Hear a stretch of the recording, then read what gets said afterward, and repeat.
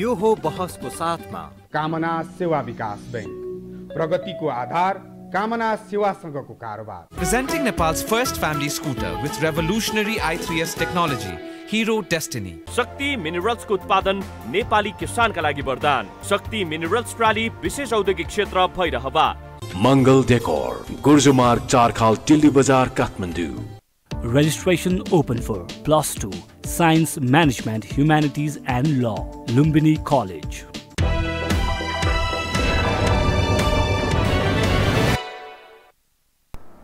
नमस्कार, यो बहसमा म यहाँलाई हार्दिक स्वागत गर्दछु। जीवराम भण्डारी।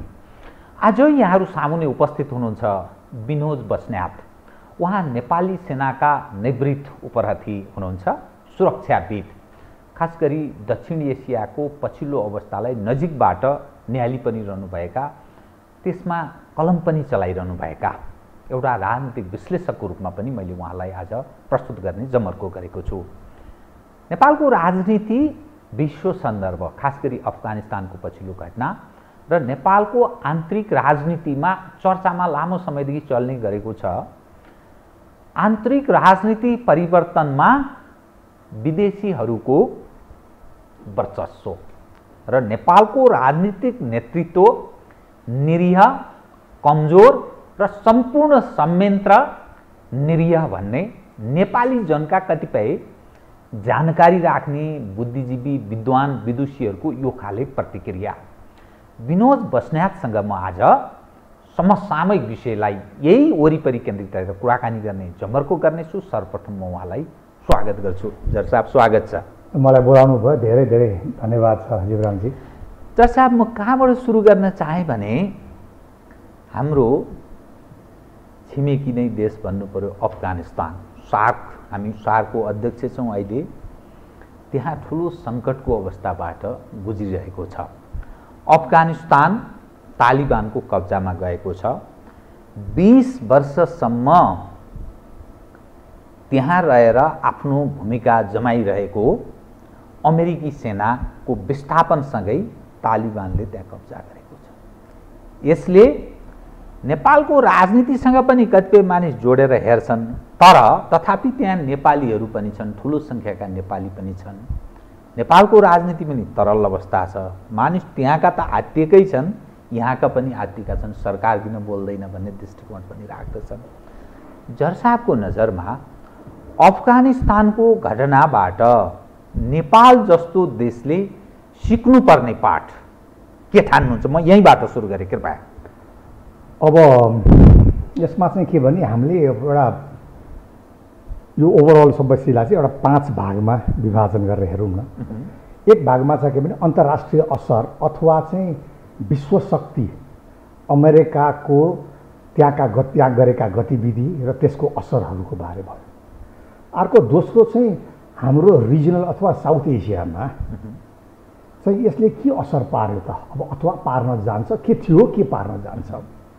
अब तेस्रो चाहिँ के भने अफगानिस्तानको आन्तरिक कुन स्थितिले गर्दाखेरि अहिलेको अवस्था आयो।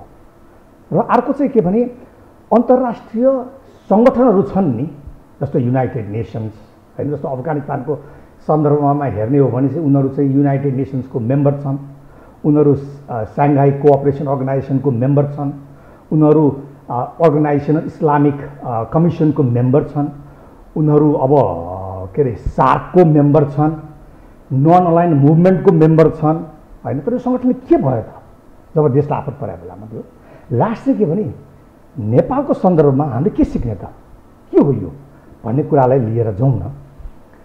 अब भन्दाखेरि चाहिँ के भने अब अन्तर्राष्ट्रिय क्षेत्रमा अमेरिकीले चाहिँ भनौँ न, अब यसको यो पहिलाको हिस्ट्री, अफगानिस्तानको हिस्ट्रीमा नजाउँ किनभने, तर एउटा सिर्फ पोइन्ट आउट चाहिँ के गरौँ भने अफगानिस्तानमा अमेरिका सेना जानुपर्ने आवश्यकता के भन्दाखेरि नम्बर 1 उसको आफ्नो स्वार्थ हो। जुन किसिमबाट भूपरिवेष्टिक हिसाबले अथवा भूगोलको हिसाबले अवस्थित छ Afghanistan, central Asia, west Asia, south एसियाको एउटा कनेक्ट हो। अर्को उसको रिसोर्सेस, सेन्ट्रल एसियाको रिसोर्सेसका कुराहरू हुन्। अर्को चाहिँ के हो भने मुख्य चाहिँ केन्द्रित भएर आएको चाहिँ आतङ्ककारी विरोधी अथवा सेप्टेम्बर 11बाट जुन अमेरिकाबाट सुरु भयो त्यसको बढी चेन्ज। ट्विन टावरमाथिको आक्रमण। र अब अफगानिस्तानको हिस्ट्री अलिकति हेर्न चाहिँ हामीले पर्छ यो विश्लेषण गर्दै जाँदाखेरि चाहिँ के भने अफगानिस्तानमा जहिले पनि ग्रेट पावर्सहरूको छ र ग्रेट पावर्सको एउटा ग्रेभयार्ड पनि भन्छन् होइन। यसमा चाहिँ बेलायती होस् सोभियत युनियन होस्, तर दुईटा फोर्स, एउटा मुजाहिदिन जुन अमेरिका र के अरे साउदी अरेबिया र इरानले ब्याकअप गरेर आएर चाहिँ अन्तर्राष्ट्रिय विरोधी फौजमा लडेका हुन् र अहिले चाहिँ त्यो चिज चाहिँ तालिबानको रूपमा आयो। त्यो रूपमा आएन होइन कि अहिले चाहिँ तालिबान पनि, तर विदेशी फौजको विरोधमा त अफगानिस्तानमा बाहिर जानुपर्छ भन्ने हिसाबमा आयो होइन। अब यसलाई हामीले चाहिँ अब अफगानिस्तानको हिसाबले हेर्दाखेरि चाहिँ के भने किन यस्तो हुन गयो त अन्तर्राष्ट्रिय उसमा भन्दाखेरि अमेरिकाले त्यत्रो खर्च गरेको छ, 1 ट्रिलियन भनेको 1 खरब डलर त उसले डेभलपमेन्ट एफोर्ट र उनीहरूको गभर्नेन्स सिस्टमलाई चलायो। अब 80 बिलियन अरबभन्दा बढी डलर मिलिटरीलाई गर्यो होइन। ताले केले गर्दाखेरि त भने अब यसलाई चाहिँ हामीले एउटा राष्ट्रिय अथवा राष्ट्रिय शक्तिका स्रोतको केन्द्रबाट हेरौँ न। त्यो भनेर चाहिँ के भने राजनीतिक हिसाबले के भएन त होइन। राजनीतिक हिसाबले अब पश्तुन भनेको चाहिँ 14वटा मध्ये 42% भएको एउटा समूह ट्राइब्स हुन् होइन, जुन चाहिँ पाकिस्तान र अफगानिस्तानको बोर्डर जुन चाहिँ डुरान्ड लाइन भन्छ त्यसको बिचमा बसोबास गर्छन् र उनीहरू सत्तामा अफगानिस्तान भनेको पश्तुन भनेको अफगानिस्तानको रूपमा जानु अथवा इन्क्लुसिभ नहुनु एक। दोस्रो चाहिँ के भने अफगानिस्तानको 1/5 अफगानिस्तान चाहिँ जहिले पनि कुनै न कुनै हिसाबबाट तालिबानको प्रभावमा थियो र अर्को चाहिँ डेमोक्रेटिक प्र्याक्टिस अथवा इलेक्सनको हिसाबमा तालिबानको प्रेजेन्स झन्नैले आधा भनौँ न उनीहरूको चाहिँ जम्मा 34 प्रोभिन्सेसहरूको आधा प्रोभिन्सहरूमा चाहिँ उनीहरूको प्रेजेन्स सहभागिता पनि थियो त्यो। अब अर्को चाहिँ हेरौँ हामीले कुटनीतिक हिसाबबाट उनीहरूलाई अन्तर्राष्ट्रिय समर्थन पनि थियो सरकारलाई। अब तालिबानको हिसाबले उनीहरूले पनि अब आफ्नो आफ्नो नेबरिङ कन्ट्रिज अथवा अमेरिकाको विरुद्धमा लागेका समूहहरूसित पनि उनीहरूको एउटा साँठगाँठ पनि भइरहेको थियो। आर्थिकको हिसाबले हेऱ्यो भने उनीहरूको झन्नैले विभिन्न अवस्थाबाट 1.5 बिलियन आम्दानी पनि थियो भन्दाखेरि जुन एउटा एलिमेन्ट्स अफ स्रोत राष्ट्र शक्तिलाई चाहिने स्रोतहरूमा पनि उनीहरू केन्द्रित थिए। समानान्तर सरकारको रूपमा उनीहरू प्रस्तुत थिए जुन चाहिँ सुनिन्थेन। त्यही कारणले यो 30 दिनदेखि 90 दिनसम्म तालिबानले लिन्छ भन्ने आङ्कलन भए तापनि यो 1 हप्ता 10 दिनभित्र नै टेकओभर भयो। अब यहाँ सवाल के रहन्छ भने अफगानिस्तानको इतिहाससँग नेपालको इतिहासलाई पनि मानिस जोडेर हेर्दछन्। त्यहाँ कुनै समय राज संस्था थियो, जहिर शाहको पलायन, त्यहाँको पोलिटिकल चेन्ज, तत्पश्चात तालिबानको वर्चस्व, तालिबानलाई फेरि विस्थापन अनि पश्चिमाहरूको समर्थनमा नयाँ खाले राजनीतिक संयन्त्र। 20 वर्ष अमेरिकी सेनाको त्यहाँ गौरवपूर्ण उनीहरूका लागि गौरवपूर्ण उपस्थिति, छेद विच्छेदको अहिलेको अवस्था। त्यसभन्दा अलि पहिले सम्झने हो भने सोभियत सङ्घको पकड, पछि यहाँले भन्नुभयो अमेरिका बेलायत, र अहिले यहाँ आइपुग्दा के देखा पर्दछ भने चीनको उपस्थिति देखिन थालेको छ। तीनवटा देशले तालिबानको उपस्थितिलाई झन्नै समर्थन गरिसकेको स्थिति। चीन, पाकिस्तान, युएई को पनि त्यो स्थिति छ। तर आजै देखिँदैछ अमेरिकी सेना फेरि 6000 को संख्यामा त्यहाँ उपस्थित भएको छ र अर्को झडपको स्थिति सृजना हुन सक्ने खतरा छ। भारत किन कर्तव्य विमूढको अवस्थामा छ। भारतका कारण सार्कको सदस्यको रूपमा अफगानिस्तानको उपस्थिति, त्यसबेला राजा ज्ञानेन्द्रले त्यो कसरी सार्कको अफगानिस्तान सदस्य हुन सक्छ, त्यहाँ बहुराष्ट्रिय सेनाको उपस्थिति छ, भोलि समस्या सृजना हुन सक्छ भन्दा यदि अफगानिस्तान सार्कको सदस्य हुन सक्छ भने चीन, जापान जस्ता देश किन हुन सक्दैन भन्ने प्रश्न उठाएपछि मनमोहन सिंहसँगको झडपको अवस्था त्यहाँ के एक दिन स्थगित भएको म त्यो दृश्य सम्झिरहेको छु। अहिलेको घटनासँग नेपालको राजनीतिसँग तुलना गर्दा त्यो जहेरी शाह, नेपालमा राज संस्थाको उन्मूलन, नेपालको राजनीतिक दलहरू बीचको बेमेलको स्थिति, नेपाली जन के हो भन्ने अवस्थाबाट गुजिरहेको घटनालाई जोडेर हेर्दा तपाईँ जस्तो पोख्त व्यक्ति के ठान्नुहुन्छ बताइदिनुहोस् त। अब यसलाई दुई भागमा हेरौँ। नम्बर 1 भागमा चाहिँ के भने सोभियत युनियनले चाहिँ एउटा कम्युनिस्ट रिजिम अफगानिस्तानमा इन्टरभेन्सन गरेर लिएर आउनुभन्दा अगाडि 1975 देखि लिएर चाहिँ 1990 सम्मकोमा चाहिँ जाहिर शाह भन्दाखेरिको चाहिँ जाहिर शाहले चाहिँ एउटा अफगानिस्तानलाई जुन डाइभर्सिटी थियो 14 समूहको विभिन्न समूहहरूले बनेका एउटा अफगानिस्तान थियो, त्यो अफगानिस्तानलाई चाहिँ एउटा एकरूपता गरेर लगिरहेका थिए। नेशनल युनिटी सेन्टरको रूपमा भन्दाखेरि अफगानीले आफ्नो शासन प्रणाली आफूमा चलाउने भनेको एउटा गोल्डन पिरियडको हिसाबमा लिन मिल्छ त्यसलाई। जुन चाहिँ मैले विभिन्न उसमा रिसर्च पेपर्सहरूमा र टाइममा मेरा के अरे अमेरिकन साथीहरूसित भेटघाट हुँदा कुराकानी हुँदाखेरि चाहिँ उनीहरूले हामीले चाहिँ मोनार्कीलाई फिर्ता लिएर आएको भए यस्तो स्थिति अफगानिस्तानमा हुन्थेन कि भनेर एउटा विश्लेषण पनि गर्छन्। अब त्यो एउटा बात भन्थ्यो, एउटा पिरियड थियो जहाँ चाहिँ शान्ति एउटा मुभमेन्टहरू गरिरहेको थियो। तर पछि चाहिँ जाहिर शाहलाई आऊ भनेर भन्दाखेरि पनि उहाँले रिजेक्ट गरे, आएनन् र अहिलेको हिसाबमा चाहिँ अब अफगानिस्तानको सिचुएसन यो हिसाबबाट। अब दोस्रो पाटातिर हेर्दाखेरि चाहिँ अफगानिस्तानमा किन यस्तो भयो त? अनि त्यत्रो मेरो बात छ, त्यत्रो अन्तर्राष्ट्रिय सहयोगहरू छन् तर किन यस्तो स्थिति भयो भने अघि मैले सुरुमा तालिबानले गरेका चिजहरू र समानान्तर हिसाबमा उनीहरूले चाहिँ एउटा आफ्नो शक्ति छ भनेर देखाएको कुरा छँदैछ। यता अर्को कुरा चाहिँ के भने जुन सरकार आयो ब्याक्ट सरकार कहिले पनि यो दलको हिसाबमा अथवा कम्पिटिटिभ मल्टी पार्टी अथवा कम्पिटिटिभ पोलिटिक्समा पनि आएन। यो चाहिँ एउटा वेस्टर्न ब्याक्ट गभर्मेन्ट जसले संविधान पनि बनाए, संविधानलाई पनि अगाडि बढाउन लिएर गयो। त्यो हिसाबले भन्दाखेरि चाहिँ केमा भने यसको गभर्नेन्स सिस्टम, राजनीतिक गभर्नेन्स सिस्टममा चाहिँ यसको राम्रो नतिजा थियो। दोस्रो चाहिँ के भने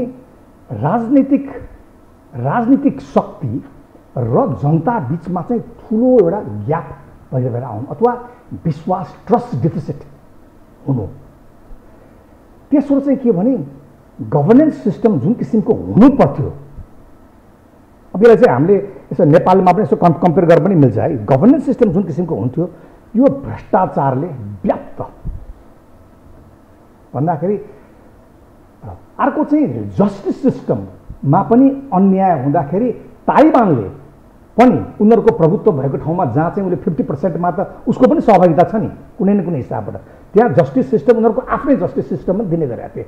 भन्दाखेरि एउटा लोकतन्त्रमा चाहिने पद्धति जुन छ, एक्जिक्युटिभ भयो, जुडिसियरी भयो, उसमा उनीहरूको पनि सहभागिता हुनु र त्यसले आफ्नो प्रेजेन्स देखाउनु र यता चाहिँ गभर्मेन्टले चाहिँ जनताप्रति विश्वास गुमाउँदै जानु, विभिन्न अहिले जुन भने त्यो कारणले गर्दाखेरि चाहिँ यो अवस्था आउन गएको हो अफगानिस्तानको घटना।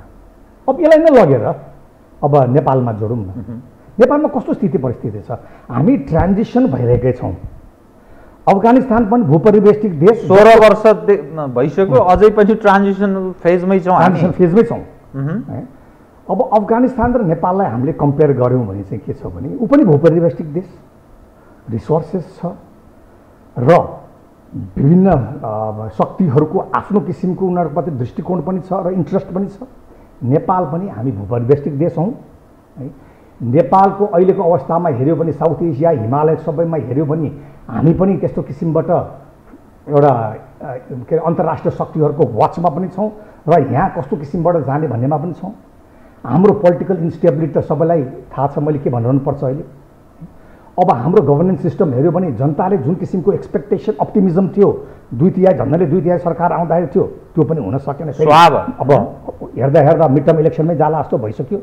अब अहिले गभर्मेन्ट जुन नयाँ आयो उसले केही गर्छ कि भने ऊ पनि अहिलेसम्म सरकार बनाउन सकेका छैन र करप्सन व्याप्त छ नेपालमा र मुख्य चाहिँ के भने जुन किसिमबाट राज्य सञ्चालन हुनुपर्ने छ नि त्यो किसिमको भनेको एउटा एक्सपर्टिजहरूले ब्युरोक्रेसीहरूले र राजनीतिक नेतृत्वले गर्नेमा चाहिँ हाम्रो नेपाल चाहिँ सबै संस्था राजनीतिकरण हुनु र अर्को चाहिँ सबै संस्थाहरू चाहिँ राजनीतिक डोमिनेटेड अथवा राजनीतिक नेतृत्व बिना केही पनि चल्दैन यहाँ।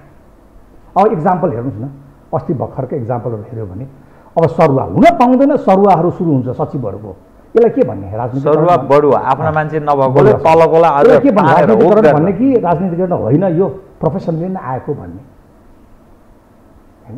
त्यही त्यो हिसाबले हामीले हेर्दाखेरि गभर्नेन्स सिस्टममा त्यहाँको सिमिल्यारिटिज र यहाँको सिमिल्यारिटिज मिल्छ, ल्यान्डमार्क्सहरूको हिसाबले पनि त्यो पनि मिल्छ। त्यो हिसाब अब हामीले कसरी जाने भनेर हामीले सोच्ने बेला चाहिँ भएको छ है, मौका पनि छ।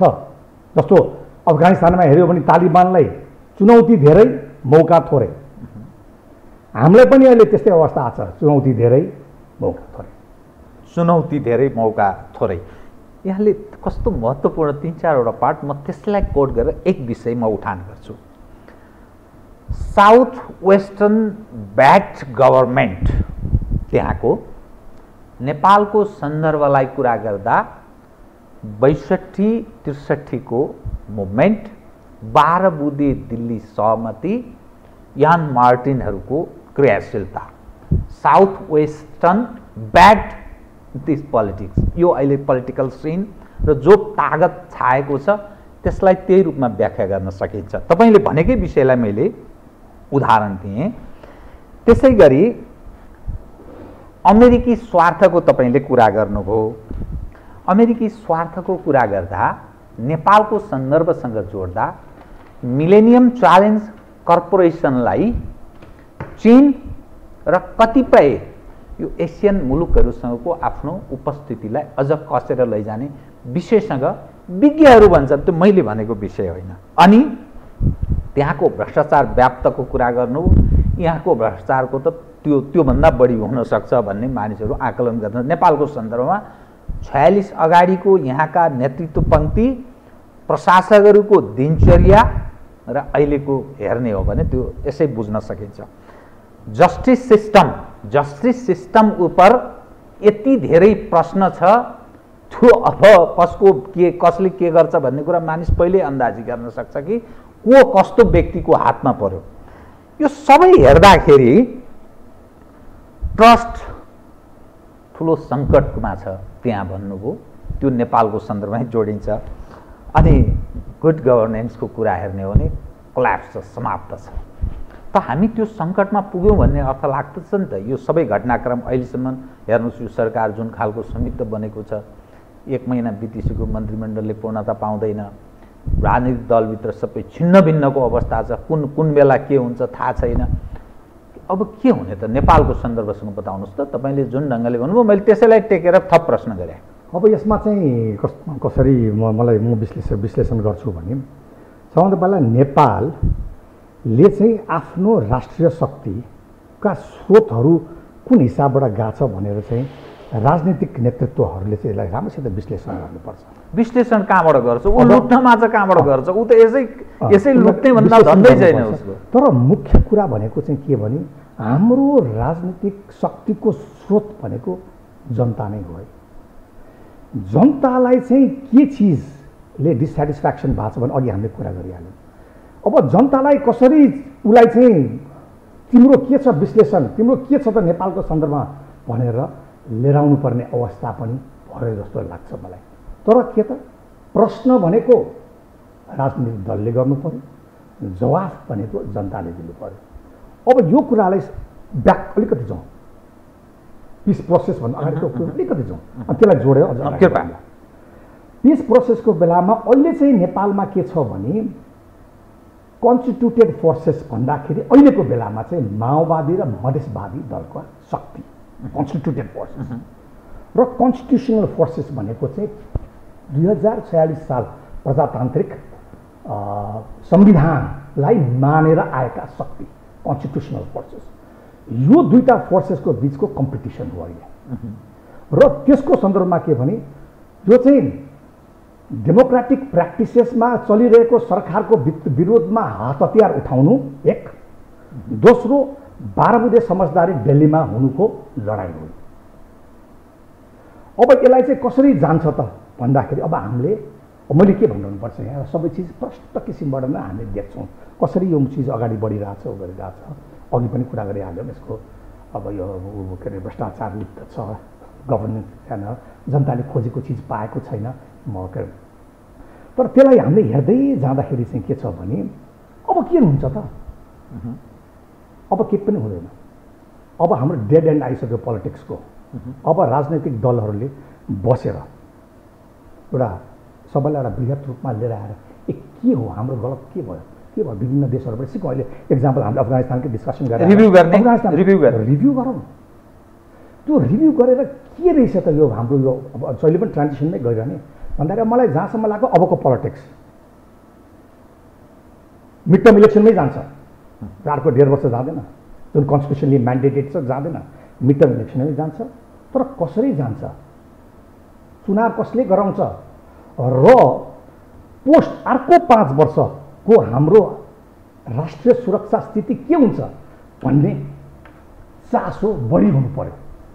अहिले चुनाव गरेर फेरि अर्को सरकार बनाएर होइन, यो चुनाव भइसकेपछि फेरि अब पहिलाको जस्तो सरकार पनि आउँदैन, मेजोरिटी आउन सम्भावना देख्छु म। तर अहिलेको भन्दा अझै वर्ष हिसाबबाट आउँछ र त्यसले पनि पछि फेरि मिड टर्ममै जान्छ। अन्त यो रोलर कोस्टरमा हामी जानु सट्टा हामीले चाहिँ अब एउटा राजनीतिक निकास कसरी दिने, कुन चिजमा के गर्दाखेरि के भइरहेछ, राजनीतिकरण गर्दाखेरि के भइरहेछ, गभर्नेन्स सिस्टम आउँदाखेरि के भइरहेछ, त्यसलाई कसरी सुधार गर्ने भन्ने र अहिलेको चुनाव अब आउने चुनावलाई चाहिँ जनतालाई सहभागिता राष्ट्रिय राज्य सञ्चालन गर्न प्रयोग गरेर अगाडि बढ्ने भन्दाखेरि नेपालको सन्दर्भमा नेपालीले डिसाइड गर्नु पर्यो। 12 बुँदे समझदारीले होइन, अब हात हतियार उठाएर होइन, अब सबै जनताले बुझिसके, यङ जेनेरेसनले नि बुझिसकेका छन्, उनीहरूले सबै चिज अनुभव गरिरहेका छन्। ओल्डर जेनेरेसन, त्योभन्दा ओल्डर जेनेरेसन पनि छन्। 1/3 पपुलेसन त हाम्रो 15 देखि 20-25 वर्षकै छन् नि, बुझिसकेका छन्। विभिन्न देशमा छ, सबैलाई सहभागिता गरेर 28% रेमिटेन्स आउनु विदेशबाट भनेको सानो कुरा होइन। उनीहरूलाई पनि सहभागिता गराउनु पर्यो, को छन् बाहिर। त्यस्तो किसिमबाट एउटा प्रणाली, इलेक्सन प्रणाली बनाएर चाहिँ अनि हामी जान सक्यौँ र के चिज ठिक हुन्छ। जस्तो क्वेसन उठाएको छ फेडरल सिस्टमको, सेकुलर स्टेटको, अब के अरे मोनार्कियल सिस्टमको के हो त यो? त्यो जुन परिवर्तन हामीले लिएर आयौँ हामीले धान्न सक्ने कि नसक्ने देशले। तपाईँको दृष्टिकोणमा चाहिँ के लाग्छ? अब मेरो दृष्टिकोणमा तपाईँको विश्लेषण सुनाउन, राजनीतिक विश्लेषक भएको नाताले पनि। अब मलाई चाहिँ के लाग्छ भने अहिलेको समय भनेको चाहिँ जनतालाई अनबोर्ड गराउँ र राष्ट्रिय पहिचान, राजनीतिक दलले राष्ट्रिय समस्या पहिचान गरेर अगाडि बढ्नुपर्ने बाहेक म विकल्प देख्दिनँ। त्यो यो जो राजनीतिक दलको कुरा तपाईँ गरिरहनु भएको छ, यी नेतृत्व पङ्क्तिका मानिस त्यो निर्णायक हैसियत राख्छन् र सो निर्देशनमा निर्णय कुनै निर्णय गर्न सक्ने हैसियत राख्छन्? त्यो क्वालिटीका छन् नेपालको नेतृत्व पङ्क्तिका मानिसहरू? होइन, अब कस्तो छ, नेतृत्व विभिन्न किसिमको विभिन्न तरिकाको उसले गरेर आफूले गरेको चिज चाहिँ आफ्नो हिसाबबाट ठिक भन्ने हिसाबले अथवा त्यो अडानले गर्दाखेरि। तर मैले चाहिँ के देख्छु भने राष्ट्रिय केन्द्रित हाम्रो राजनीतिक नेतृत्वहरू जसको इन्फ्लुएन्स छ पार्टीमा, कति त रिस्क पनि लिनुपर्छ क्या। कमान्डर भएपछि रिस्क लिएर अगाडि पनि बढ्न सक्नुपर्छ। त्यस्तो चिजहरूलाई लिएर अगाडि बढ्यो भने हामीले चाहिँ एउटा सहज अवस्था देख्न सक्छौँ। जुन किसिमबाट अहिले भनौँ अब इन्टरनेसनल इन्ट्रेस्टहरू जुन किसिममा बढाएको छ नेपालमा हामीले हेर्दाखेरि चाहिँ एउटा रिजनल इन्फ्लुएन्स र एक्स्ट्रा रिजनल इन्फ्लुएन्स अथवा यसैले इन्फ्लुएन्सको हिसाबमा भनौँ न। अब हामी 3 क्याटेगोरीबाट हेऱ्यो हुन्छ भनौँ यसलाई चाहिँ। एउटा चाहिँ इन्टरनेसनल असिस्टेन्स कसरी भएको छ, इन्टरनेसनल इन्टरफेरेन्स कसरी भएको छ, इन्टरनेसनल अग्रेसन कसरी हुन्छ, यो 3 चिजलाई लिएर हामीले हेरेर विश्लेषण गऱ्यो भने हामी चाहिँ एउटा राम्रो बाटो लिन्छौँ। नत्र भयो भने चाहिँ वान आफ्टर दि अदर यो प्रब्लमहरू भइ नै रहन्छ, हामी लडि नै रहन्छौँ, जेनेरेसनको हुन्छ, जसले गर्दाखेरि चाहिँ नेपालको राष्ट्रिय सुरक्षामा के असर पर्छ त भन्दाखेरि मैले 2 चिज आउने दिनहरूमा देखाएको छु। जस्तै नम्बर 1 चाहिँ के भने अहिले हामीले संवैधानिक अधिकारको हिसाबमा विभिन्न जातिहरूलाई चाहिँ छुट्याएका छौँ अधिकार दिने नाममा। तर त्यो छुट्याएको चिज नराम्रो भने होइन, जसले मौका पाएको उनीहरूलाई मौका दिनुपर्छ होइन। तर त्यो चिजलाई चाहिँ राष्ट्रले गर्नुपर्ने चिज जस्तो अपर्च्युनिटिज होइन, एजुकेसन, यो पनि प्यारलल गएको छ त भन्दाखेरि भोलि यस्तो अवस्था आउँछ अर्को 10 वर्षभित्र, अर्को डिकेडमा सोसल कोलिजन। त्यो भनेको चाहिँ अब म फलानो घरमा जन्मेँ, म यो फलानो घरमा जन्मेँ, मैले चाहिँ 90% पाउने, उसले चाहिँ 40% पाउनेले चाहिँ पाउने, किनभने मौका त थोरै छ नि। मौका सबैलाई दिन सक्यो भने, राष्ट्रले दिन सक्यो भने यो चिज हुँदैन। तर दिन नसक्यो भने अब आफूमा फेरि एउटा द्वन्द्व किसिमको द्वन्द्वात्मक छ। अब यो राजनैतिक तरलतामा यो पनि थप्यो भने के हुन्छ हामी आफै बुझ्न सक्छौँ। दोस्रो अर्को के छ भने अर्को 10 वर्ष 20 इयर्स नेपालको पपुलेसनको हिसाबमा नेपाल सरकार अथवा राजनीतिक नेतृत्वहरूले हाम्रो अर्को 20 वर्षमा नेपाल कस्तो हुन्छ डेमोग्राफिकली हामीले हेरेका छौँ भने ठिक छ, नेपाल यस्तो हुन्छ र हामी यसरी तयार गर्दै जानुपर्छ भनेर यसमा इक्जाम्पल दिएको सेकुलरिजमको कुरामा भन्दाखेरि त्यो सेकुलरिजमको कुरामा चाहिँ हामी तयार छौँ भने ठिक छ, किन फ्रिडम हो मान्छेको। नत्र नेपालको आइडेन्टिटी के चिजले गभर्न गर्छ त? नेपालको अस्तित्व भने के हो त्यो हिसाबलाई चाहिँ हामीले अगाल्नुपर्छ।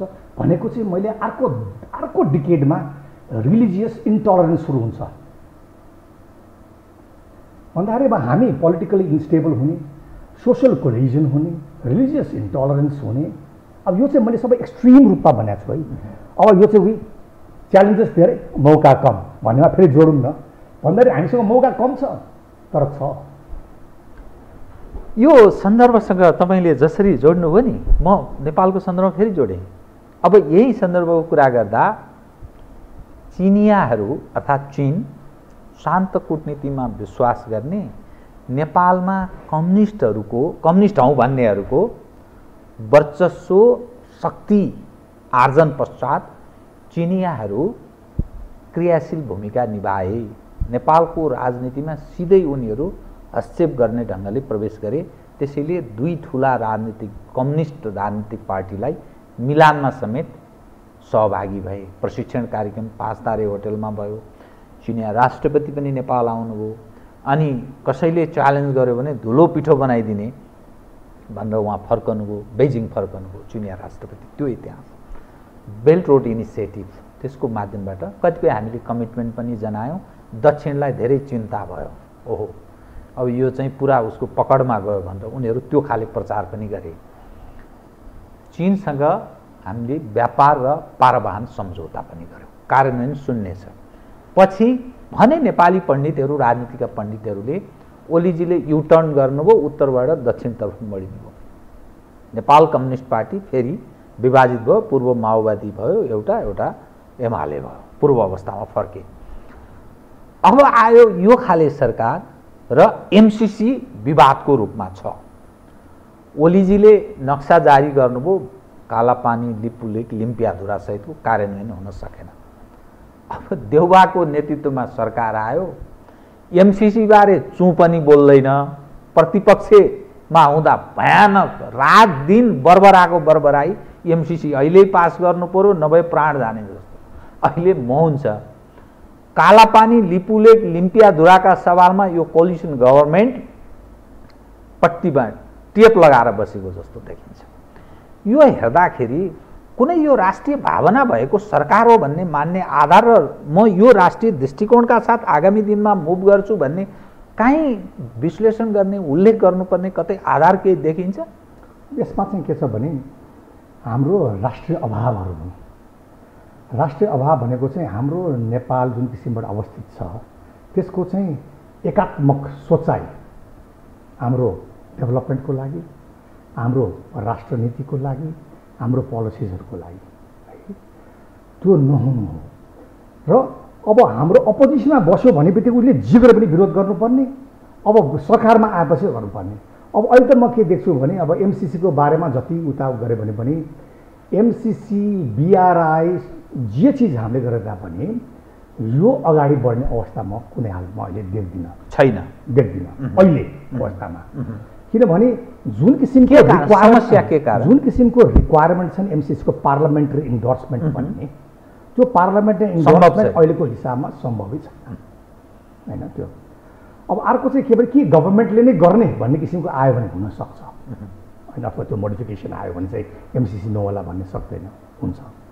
र अर्को बिआरआई भनौँ न, अब यो बिआरआई प्रोजेक्ट्स भनेको पनि एउटा चीनको चाहिँ एउटा एम्बिसियस प्रोग्राम हो जसले गर्दाखेरि चाहिँ उसले ग्लोबल एस्पेक्टबाट चाहिँ आफ्नो एज एन इफेक्टिभ एक्टर गर्नलाई चाहिँ गरेको हो। अब हाम्रो सन्दर्भमा हामीले हेर्दाखेरि चाहिँ के गर्नुपर्छ भने यो हिमालयको आर्क छ नि जुन हाम्रो अफगानिस्तानको कराकोरम रेन्जदेखि लिएर यता बर्माको यो सम्मलाई हेर्दाखेरि चाहिँ हामी बिचमा अवस्थित छौँ। त्यो बिचमा अवस्थित हुँदाखेरि बिआरआईको इम्पोर्टेन्स के हो? हामी चाहिँ बिआरआई भनेर हामी जम्प त गऱ्यौँ अनि त्यसमा हस्ताक्षर गऱ्यौँ, यता ब्लकेटको कुरा गरेर त्यो पनि अलिकति इमच्योर भयो कि जस्तो लाग्छ मलाई डिप्लोमेसीमा। त्यसमा चाहिँ हामीले नेपाललाई खास बिआरआईबाट बेनिफिट हुने के नर्थ साउथ स्ट्रेटेजिक कोरिडोर्सहरू हो भन्दाखेरि हामीले प्रोजेक्टमा पाएको छैन अहिलेसम्म होइन। भन्दाखेरि चाहिँ बिआरआईको इफेक्टिभनेस हामीले समर्थन गऱ्यौँ, पोर्ट पनि पायौँ, यो पनि पायौँ, तर यसको इफेक्टिभनेस के त? त्यसलाई चाहिँ हामीले ट्रान्सलेट गर्न हामीले नसके होइन, हामीले नबुझेको भन्छु म चाहिँ। त्यो हुन्छ भोलि पर्सि, तर अहिलेको सन्दर्भमा त्यसकारण हाम्रो डेभलपमेन्ट वर्कमा हाम्रो अपलिफ्टमेन्टमा चाहिँ भारत र नेपालको रिलेसनसिपमा धेरै चिजहरू अझै भर पर्छ जस्तो लाग्छ मलाई चाहिँ। त्यो हिसाबले अगाडि बढ्नुपर्छ। र यसमा चाहिँ के भने अब मुख्य कुरा त हामी आन्तरिक हिसाबमा के हाम्रो के हो, हाम्रो इकोनोमी जस्तो एमसिसीको इक्जाम्पल लिउँ न। एमसिसीले चाहिँ एनर्जी सेक्टर, ट्रान्समिसन लाइन र कनेक्टिभिटीलाई उसले इन्भेस्ट गरेर अमेरिकन ट्याक्स पेयर्सको महिना आएर इन्भेस्ट भनेको छ भने नेपालले 5 वर्षपछि के पाउँछ त? इकोनोमिकली कसरी बेनिफिट हुन्छौँ हामी भन्ने कुरा चाहिँ हामी प्रष्ट छौँ भने त्यसमा जानलाई किन हिचकिचाउनु पर्यो? हिचकिचाउनु किन पर्यो भन्ने त्यसबारेमा स्पष्ट हुनु पर्यो। त्यसकारण अन्तर्राष्ट्रिय एडहरू भनेको चाहिँ हामीले कुन हिसाबले अहिले कुरा गरेँ नि, अन्तर्राष्ट्रिय नेसनल असिस्टेन्स बिआरआईको प्रोजेक्ट भनेको कुन सालसम्म हामीले के लिन सक्नु पर्यो? अमेरिकासित हामीले के लिन सक्नु, भारतसित के लिन सक्नु पर्यो भनेर उनीहरूले दिने भन्दा पनि हाम्रो योजना, रणनीतिक योजना भएर यसबाट हामीलाई यो देऊ, यो ठाउँमा यस्तो देऊ, यो ठाउँमा यस्तो गरौँ भन्दा ताकि हामी डेभलप हुन। यस्ता सम्झौताहरू, कतिपय सन्धिहरू त्यो हिसाब किताब भएरै स्ट्राटेजिक इम्पोर्टेन्सलाई बुझेरै एक्सपर्टहरूसँग सरसल्लाह गरेरै राष्ट्रिय महत्त्वका पक्षहरूसँग ठुलो विहङ्गम छलफल गरेरै हुने गर्छ कि उही यसै हचुवाका भरमा जस्ता नेता छन् त्यही खालको भइरहेको हो यो, जो हामी यत्रा ठुल्ठुला कुरा त गर्छौँ तर अब यसको इम्प्याक्ट के हो, त्यसपछि गर्ने अनि पछि फस्ने अनि फेरि कार्यान्वयन गर्न नसक्ने। जस्तै एमसिसीकै सवालमा हस्ताक्षर गरियो, सब कमिटमेन्ट भयो, यो गर्छु भनेर जनाइदियो। एउटा सरकार त उत्तराधिकारीवाला, निरन्तर उत्तराधिकारीवाला संस्था हो नि। अब अर्कोले सक्दैन, फेरि अर्को आयो त्यसले पनि सक्दैन।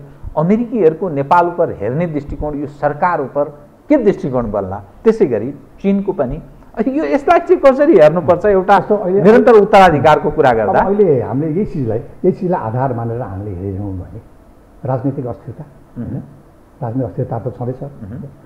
अब हामीले के कूटनीतिक विश्वास जुन हुनुपर्थ्यो त्यो पनि हामीले गुमाएको छैनौँ र? निश्चय यी सब घटनाले त कूटनीतिक विश्वसनीयता त पुरै गुमेकै छ। यसले गर्दाखेरि के हुन्छ असर? हाम्रो अर्थमा पर्दैन, पर्यो। हाम्रो राष्ट्रिय सुरक्षामा परेन, पर्यो।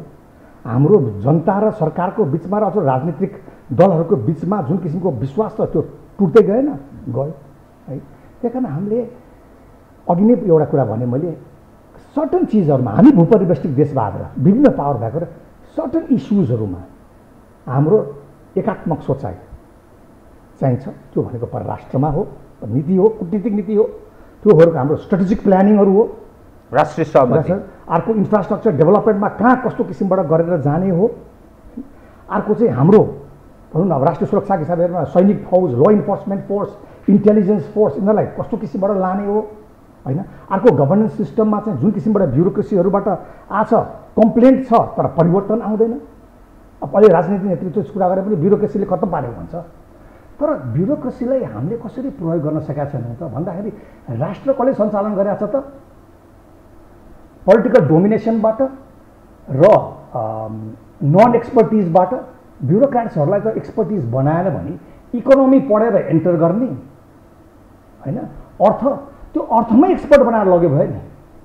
अब उसलाई लिएर आएर गृहमा सरह हुन्छ, जो अहिले भएको थाहा छैन भने, तर गृहमा ल्याएर सरह गरिन्छ अथवा त्यस्तो किसिमको पोस्टिङ हो, किनभने यसले मैले भनेको मान्छ अथवा यो किसिमबाट हुन्छ। यो मेरो दास हो, यो मेरो दास हो। यो एक्सपर्टिजको हिसाबमा कि ब्युरोक्रेसीलाई डेभलप गर्नु पर्यो कि हाम्रो राष्ट्रिय संरचनामा चाहिँ एक्सपर्टिजहरूको समूहहरू बनाएर चाहिँ सञ्चालन अथवा गभर्नेन्स स्ट्रक्चरल परिवर्तनहरू आउनुपर्ने हुन्छ। तपाईँको दृष्टिकोणमा नि जुन स्थितिमा हामी प्रवेश गरेका छौँ, तपाईँले अफगानिस्तानको कुरा गरे हुनाले म नेपालको सन्दर्भ त्यहाँ जोड्न चाहन्छु। म माफी चाहन्छु दर्शकसँग, कतिपय विषय त्यो अन्यथा अर्थ लाग्न पनि सक्छ। अफगानिस्तान विगत सम्झनुहोस्, सोभियत सङ्घ, अमेरिका।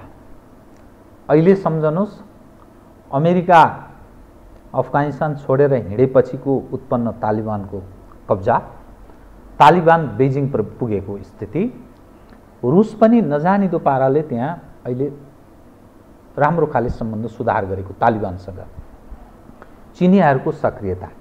नेपालको सन्दर्भमा हेर्दा एक समय सक्रिय चीन अहिले अलि निराश भएको जस्तो, यहाँ अलि शङ्काको दृष्टिकोणबाट हेरेको। केही समय अगाडि चिनिया राष्ट्रपति तिब्बत आएको, लामो 30 वर्षपछि मैले सुनेको छ 30 वर्षपछि उहाँ तिब्बत आउनुभयो। अब भारतसँग हाम्रो खास सम्बन्ध राम्रो हुन सकेको छैन। यसकारण छैन, कालापानी, लिपुलेक, लिम्पियाधुरामा उहाँहरूले कब्जा जमाउनु भएको छ, बाटो खनिएको छ, भारतीय सैनिक दस्ताको उपस्थिति छ। हामी त्योभन्दा 25 किलोमिटर वर छौँ अनि सिंहदरबारमा कुर्लन्छन् यहाँ बसेर।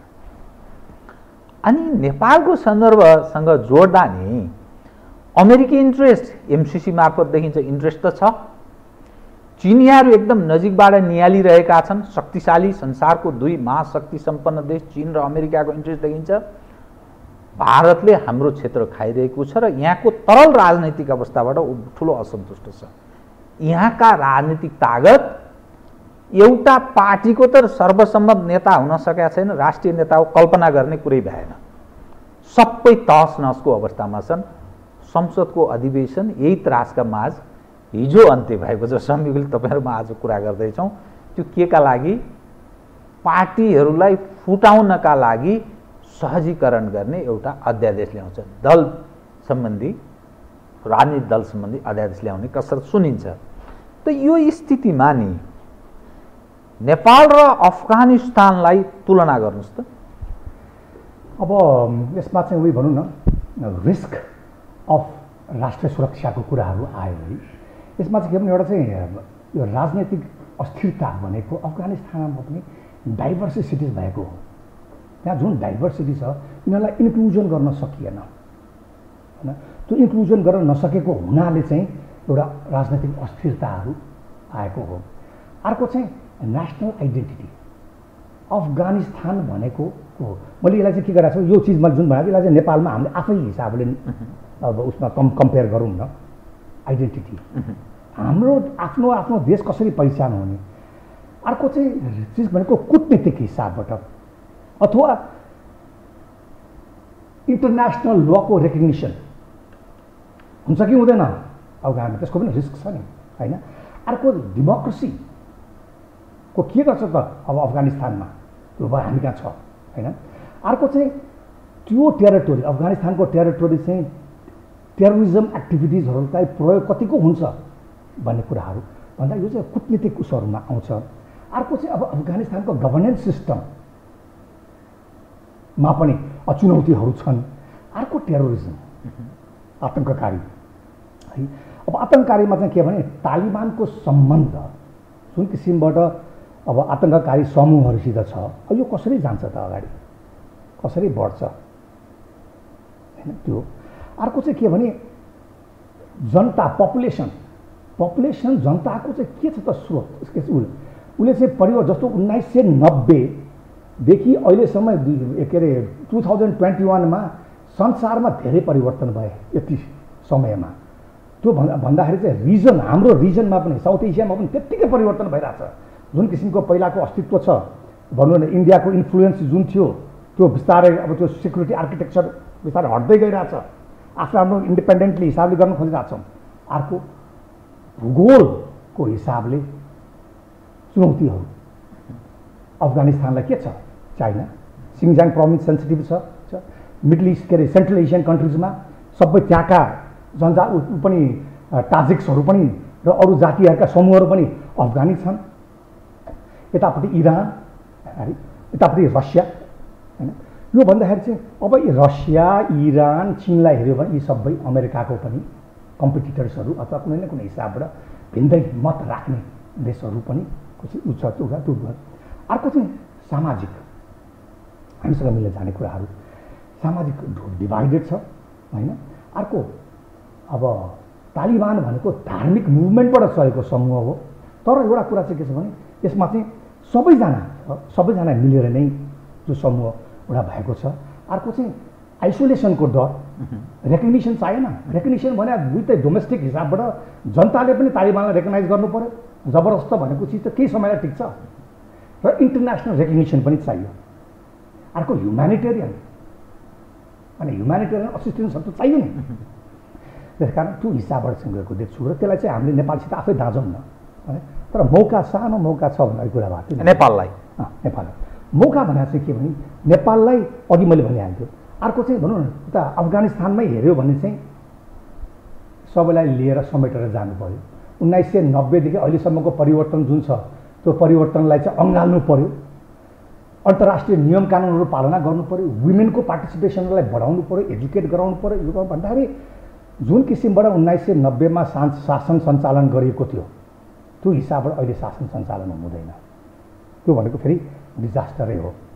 अर्को चाहिँ अब नेपाल, अब त्यसलाई लिएर चाहिँ नेपालको सन्दर्भमा हेऱ्यो भने हामीले पनि जुन किसिमको शासन प्रणाली अब 2046 सालको संविधानले परिकल्पना गरेर आएको थियो त्यो धेरै परिवर्तन भइसक्यो, त्यो चेन्ज भइसक्यो। तर त्यो शासन प्रणाली चाहिँ त्यो अब ट्रान्जिसन 16 वर्ष भयो ट्रान्जिसनमै जाने भनेर ट्रान्जिसनबाट हामी कहाँ जाने त? अब कसरी ट्रान्जिट हुने? कति वर्ष लाग्छ? हामीले अब अर्को 10 वर्षमा नेपाल कस्तो देख्छौँ, 20 वर्षमा कस्तो देख्छौँ भने जबसम्म हामी परिकल्पना एउटा भिजन गर्दैनौँ र युनाइटेड एफर्टबाट जाँदैनौँ तबसम्म हामी यो अफगानिस्तानको प्रब्लम जुन किसिमबाट अहिलेको सरकारको डाउनफल हुन्छ, हाम्रो पनि त्यस्तो किसिमबाट डाउनफल नहोस्। तपाईँले फेरि म यसैमा फेरि मैले जोड्न चाहेँ, निषेधको कुरा आन्तरिक हिसाबले पनि र बाह्य तागतले निषेधको कुरा, अनि हात हतियार सहितको त्यो आक्रमण र एउटा परिस्थिति सिर्जना भएको कुरा। नेपालको सन्दर्भको कुरा गर्दा 52 सालमा माओवादी, तत्कालीन माओवादीले हतियारै उठायो, संरक्षण रह्यो, उसलाई आतङ्ककारी भनेर डिक्लेयर गरियो।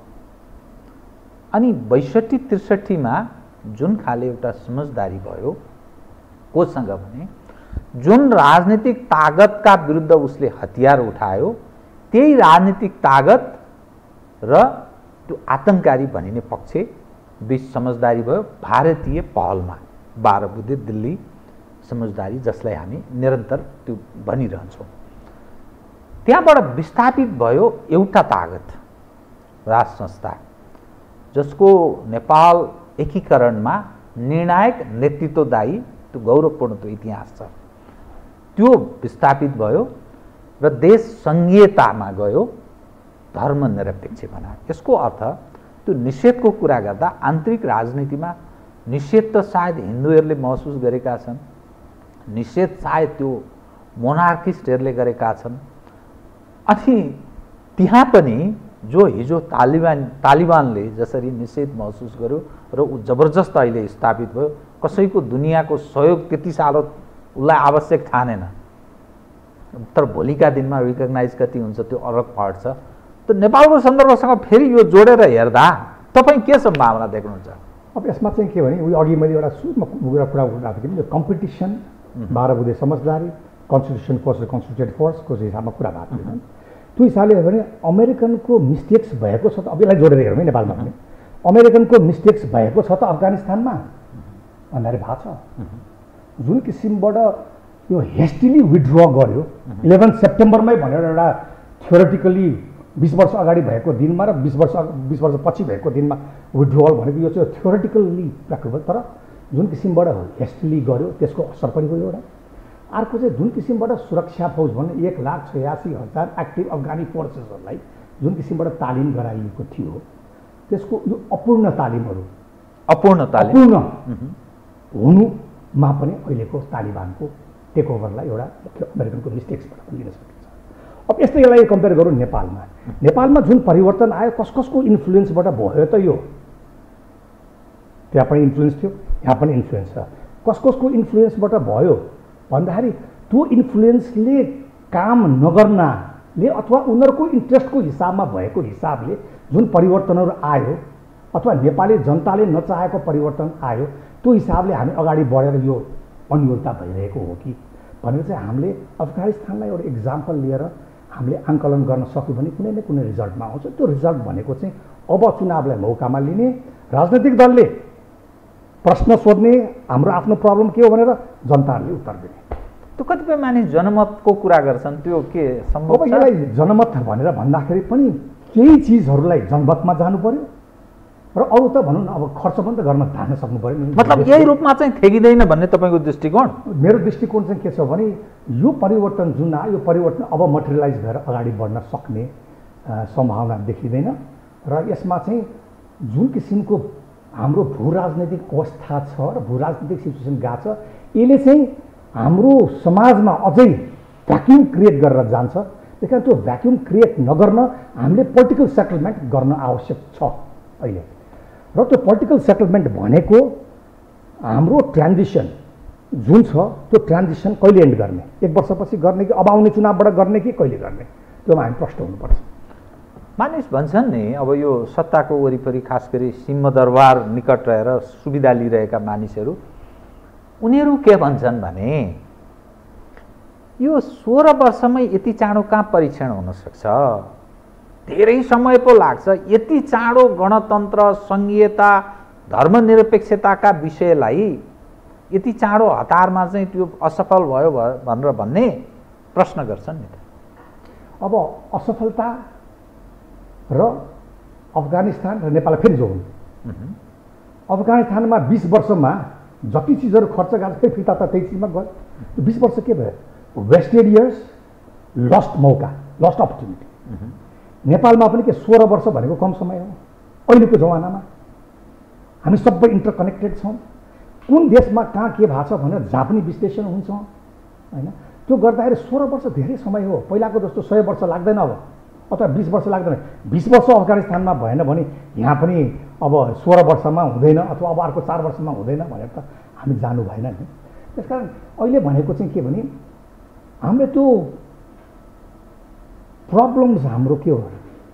आइडेन्टिटीको प्रब्लम हो नम्बर 1, राजनीतिक स्थिरताको प्रब्लम हो, सोसल प्रब्लम हो, these are risks of national सिक्युरिटीहरू हो। यो सबै यी चिजलाई हेरेर पोलिटिकलाइजेसनको कुरा हो, करप्सनका कुरा हो, गभर्नेन्सका कुरा, यी चिजलाई हामीले हेरेर कसरी जाने भनेर राजनीतिक दल एक ठाउँमा बसेर यसरी जानुपर्छ। हामीले we have created enough mistakes भन्ने हिसाबले गरेर अगाडि बढ्यो भने चाहिँ र हाम्रो देश स्थिरता अर्को चुनावबाटै हुन्छ मौका, तर त्यो मौका लुज गर्नु हुँदैन। राजनीतिक दल बीच एउटा सहमति भयो भने, दलहरू बीच सहमतिको वातावरण बन्यो भने, अब हेर्दाखेरि त आफ्नै दलभित्र सहमति छैन, कसरी यिनीहरूले गर्लान् भन्ने प्रश्न छ। दोस्रो, यदि त्यस्तो भएन भने के हुन्छ त भन्ने प्रश्न रह्यो। अब यसमा त उही सुरक्षा चुनौतीहरू, राष्ट्रिय सुरक्षा चुनौतीहरूकै कुराहरू हुन् जुन अहिले हामीले आइडेन्टिफाई गरेका छौँ। अघि मैले भने होइन, त्यो चुनौतीहरू चाहिँ कायमै रहिरहन्छन्। फेरि अर्को चुनाव हुन्छ, फेरि रोलर कोस्टर हुन्छ, फेरि मिड टर्म इलेक्सनमै जान्छ। त्यो बेलामा जनता झन् फ्रस्ट्रेटेड हुन्छ, झन् काम मौका आफूले खोजेका चिजहरू पाइँदैन। त्यसकारण कन्ट्रीको राष्ट्रिय हिसाबले चाहिँ ठिक डाइरेक्सनमा जाँदैन। त्यसले गर्दाखेरि हामीले द्वन्द्व फेस गर्नुपर्छ। द्वन्द्व भने हतियार उठ्ला नउठ्ला आफ्नो ठाउँमा छ होइन, तर द्वन्द्व भनेको अब सामाजिक द्वन्द्व, अब यो भोकमरीहरू आउने, फुड सर्टेज हुने, इन्टरनेसनलमा झन् बढी रिलाइ गर्नुपर्ने यस्तो अवस्था चाहिँ आउन दिनु हुँदैन। त्यो भनेको 16 वर्ष इज इनफ एक्सपिरियन्स भइसक्यो हामीलाई। अब हामीले यसमा के भयो कसो भयो अरू देशको इक्जाम्पल अहिले रिसेन्टली हेरौँ भने अफगानिस्तानको इक्जाम्पल लिएर फेरि हामी 20 वर्षपछि फेरि तालिबानै आएको जस्तो गरेर तर सुधारात्मक तालिबान आउँदा अब हामी 16 वर्षपछि चुनावमा जाने 17 वर्ष भइहाल्छ। अब कस्तो किसिमको सुधारात्मक जाने भनेर सोच्नु परेन। राष्ट्रिय चुनौतीहरू द्वन्द्वमा जान सक्छ। म कार्यक्रमको ठिक अन्त्यमा एक विषय उठान गर्छु। ती राष्ट्रिय चुनौतीहरूको कुरा गर्दा नेपाली सेना, सशस्त्र प्रहरी, जनपद अनि राष्ट्रिय अनुसन्धान विभाग, यी जो सुरक्षा संयन्त्रको कुरा गरिन्छ नि, भनिन्छ, अब म धेरै त्यति बुझ्दिनँ यो सुरक्षावालाहरूको कुरा, नेपाली सेना चाहिँ राजनीतिक हस्तक्षेपबाट तुलनात्मक मुक्त छ, अरू छेद विच्छेद भएको छ, सम्पूर्ण राजनीतिक षड्यन्त्रको शिकार भएको छ। अर्थात् त्यसले केही गर्न सक्दैन, यसो लाए हराएको गर्ने मात्रै हो, डे टु डे आन्तरिक गृहको त्यो पनि सुरक्षा गर्न सक्ने स्थितिमा छैन। तर विगतको हेर्दा यी जो सुरक्षाका प्रमुख अङ्गहरू, यी अङ्गहरूले त्यो सरेन्डर गरेको कुरा बारम्बार उठ्ने गर्छ। त्यसैले यो के सुरक्षा भनेर भन्ने, यी चुनौतीको सामना गर्ने तागतको हामी के कुरा गर्ने? आन्तरिक दबाउनलाई त ठिकै होला, अरूको सवालमा यी कुनै गर्नुपर्ने तागत होइन भन्छन् मानिस। के ठान्नुहुन्छ तपाईँ? अब मैले चाहिँ एउटा लेख लेखेको थिएँ धेरै अगाडि नै हो, त्यसमा चाहिँ अहिलेसम्म मैले के परिवर्तन भयो मलाई फेरि त्यो एउटा सम्झना आयो। नेपालका राष्ट्रिय सुरक्षा चुनौती भनेको चाहिँ एउटा राजनीतिक अस्थिरता नै हो, जुन चाहिँ राजनैतिक दलले आफूले निम्त्याएका अस्थिरता नै हो। अर्को हो सामाजिक द्वन्द्व, है। अर्को हो आर्थिक अनियमितताका कारण आर्थिक डाउनटर्न हुने। अर्को हो चाहिँ हरेक संस्था चाहिँ एक्सपर्टाइज भएर जानुको सट्टा चाहिँ राजनीतिकरण हुनु। अर्को कूटनीतिक फेलियर, है। अर्को भनेको यी विभिन्न चिजहरूबाट आउने विभिन्न टाइपका ल इन्फोर्समेन्ट र सुरक्षा चुनौतीहरू। त्यो भन्दाखेरि चाहिँ के भने अब हाम्रा यसलाई कार्यान्वयन गर्ने चिज त के त राष्ट्रिय संरचना सबै भयो नि, राजनीतिक दलका जिम्मेवारीमा पनि आयो, ब्युरोक्रेसीको जिम्मेवारीमा पनि आयो। अब हामीले पार्टिकुलरली सुरक्षा फौज हेरौँ न, 1990 हाम्रो द्वन्द्व र अहिलेको अवस्था र हुनेवाला अवस्था धेरै फरक भइसक्यो। अब र हाम्रो जुन भू राजनैतिक सिचुएसन, अघि मैले अलिकति हिमालयनको कुराहरू उठाएँ, त्यसलाई हामीले हेर्ने हो भने अब हाम्रो जुन किसिमबाट 70 वर्ष अगाडि भएका जुन संरचनाहरू छन् अहिलेसम्म र बिच एउटा द्वन्द्वको कारण र सशस्त्र परिवार थपियो, त्यो छ, त्यसलाई चाहिँ हामीले परिवर्तनमा जानुपर्छ, रिभिजिट गर्नुपर्छ, रिअर्गनाइज गर्नुपर्छ। त्यो भन्न खोजेको के भने मैले नेपाली सेना भनेको चाहिँ अब डिफेन्सिभ फोर्सको कन्सेप्टमा अगाडि बढाउनु पर्छ। त्यो भनेको हामीलाई थ्रेट भनेको हाम्रो कारणले होइन, चाइना र इन्डियाको द्वन्द्व कम्पिटिसनको कारणले। त्यसकारण हिजो नेपाल इन्डियाको लागि बफर थियो, आज चीनको लागि पनि बफर छ। हिजो चीनको लागि तिब्बत बफर थियो, आज छैन। सी जिनपिङले भिजिट गर्नुभयो, त्यो भनेको भने तिब्बत मेरो हो भनेर उहाँले एउटा अङ्कित गर्नुभयो हो। नेपालमा र यहाँ अरूको हस्तक्षेप नहोस्, चीनले पनि सहन्न भनेर एउटा मेसेज दिन खोजेको। त्यसकारण चाहिँ हाम्रो डिफेन्सिभ फोर्स भनेको अब डिफेन्समा जानुपर्छ। अब पहिलाको जस्तो युनिफाइड कमान्ड, अब सशस्त्र प्रहरी, जनपद प्रहरी, राष्ट्रिय अनुसन्धान सबै मिलेर जानुपर्छ, अब ती जमाना गए। अब हामीले नयाँ सुरक्षा संरचना अपनाउँदै जानुपर्छ। अब जुन किसिमबाट प्रधान सेनापतिलाई चाहिँ राष्ट्रिय सुरक्षाको मुख्य सल्लाहकारको हिसाबमा सरकारले लिन्थ्यो पहिला 70 वर्षसम्म, अहिले पनि लिइरहेकै छ, यसमा परिवर्तन भएर जानुपर्छ। अब परिवर्तन भएर भनेको के गर्ने? त्यो परिवर्तन भनेको अब सुरक्षा संयन्त्रहरू एक्सपर्ट्सहरूले चलाउन थाल्नु पर्यो।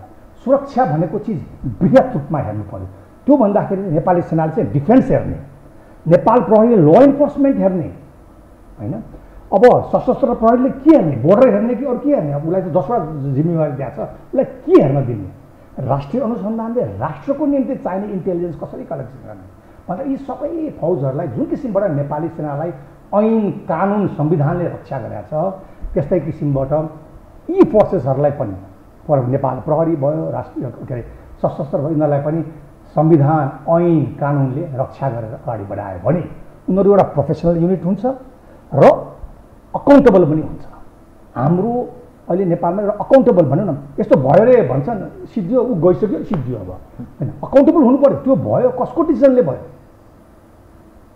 त्यस्तो हिसाबबाट हामीले सुरक्षालाई चाहिँ लिएर गयौँ भने हामीले केही एड्रेस गरेका छौँ। जस्तो अहिले भनौँ न साउथ एसियामा अफगानिस्तानमा टेक ओभर भइसकेपछि अब टेरोरिजमको थ्रेट छैन र छ नि। नेपालमा के छ, नेपालको भूभाग भनेको एन्टी चाइना र एन्टी इन्डियाको लागि प्रयोग हुने धेरै चान्सेस छ र यहाँ चाहिँ एकदम पिसफुल भएको भएर र यहाँको जुन किसिमबाट संयन्त्र सुरक्षा संयन्त्र छ त्यो भएको भएर त्यसले कमी हुन्छ। अनि त्यसकारण एन्टी टेरोरिस्ट ल होइन, एन्टी टेरोरिस्टमा चाहिँ अलिकति बढी ध्यान केन्द्रित। हाम्रो डकुमेन्टेसन सिटिजनसिप सबै नक्कली कति बाँडेको छ, हाम्रो यो चिजमा सबै रिभिजिट गरेर नेपालीले पाउने सुविधा, नेपाली नागरिकले पाउने सुविधा नेपाली नागरिक पाउनु पऱ्यो, नेपालले दुःख पाउने चिजहरूमा चाहिँ चेक ब्याक हुनु पऱ्यो। जज साहब कार्यक्रममा आइदिनु भयो, धन्यवाद। ए मलाई बोलाइदिनु भयो, धेरै धेरै धन्यवाद। आदरणीय दर्शकवृन्द, उहाँ हुनुहुन्थ्यो विनोद बस्नेत, उपरथी नेपाली सेनाका अवकाश प्राप्त एउटा सुरक्षाविद। समसामयिक विषयलाई केन्द्रमा राखेर गरिएको कुराकानी। म सहित मेरो सम्पूर्ण युनिटलाई कार्यक्रमबाट बिदा दिनुहोस्, तर यो हो टेलिभिजन, हेर्दै रहनुहोला। नमस्कार।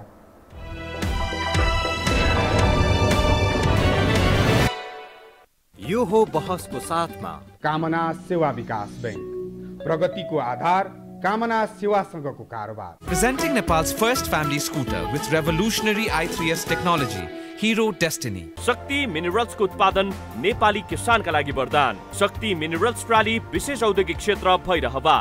मंगल डेकोर, गुर्जुमार्ग 4 खाल टिल्ली बजार Kathmandu. Registration open for +2 Science Management Humanities and Law, Lumbini College.